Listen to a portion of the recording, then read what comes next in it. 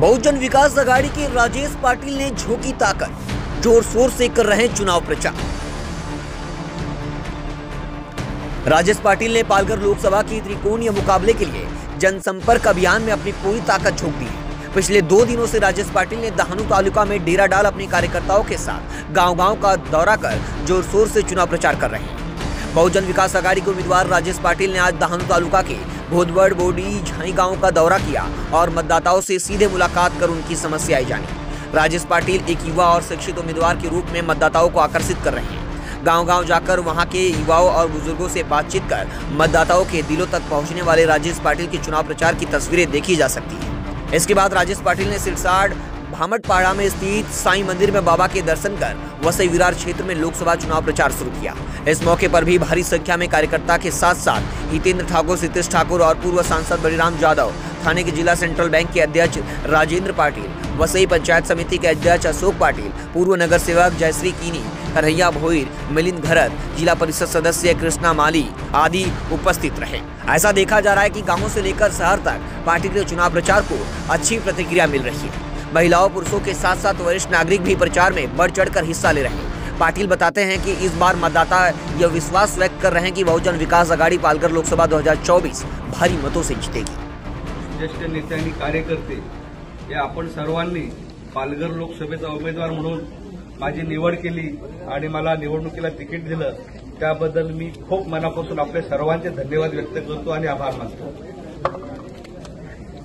गेली 27 वर्ष या बहुजन विकास आघाडीच्या माध्यमातून ग्रामीण भागामध्ये काम करत असताना आणि आप्पांच्या नेतृत्वाखाली वाटचाल करत असताना हा ग्रामीण भागाच्या विकासाचा दृष्टिकोन आपण ठेवून अनेक सहकारी राजेंभाऊ आहेत, पांडुकाका आहेत, बळीकाका आहेत, तमाम आपले सगळे सदस्य ग्रामपंचायत झाले, सरपंच झाले, पंचायत समिती सदस्य झाले, सभापती झाले, जिल्हा परिषद मेंबर झाले, बाजार समित्यांचे संचालक झाले, डायरेक्टर झाले आणि या सगळ्यांच्या माध्यमातून आपण या ग्रामीण भागाचा विकास अतिशय चांगल्या पद्धतीने केला।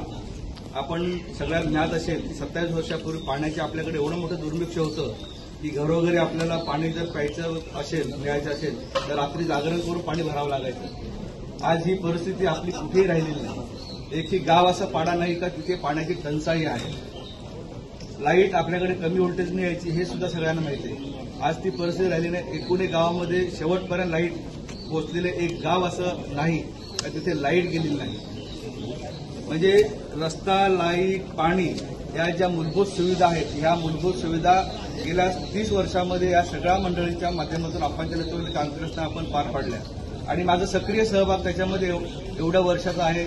जिल्हा परिषद निवडून दिला आपण 97 साली, 2002 साली तालुका पंचायत समिती सभापती बनवलं, 2009 पासून जिल्हा बँकेचं संचालक बनवलं, बाजार समिती संचालक बनलो, अशा आणि आमदार बनलो 2019ला।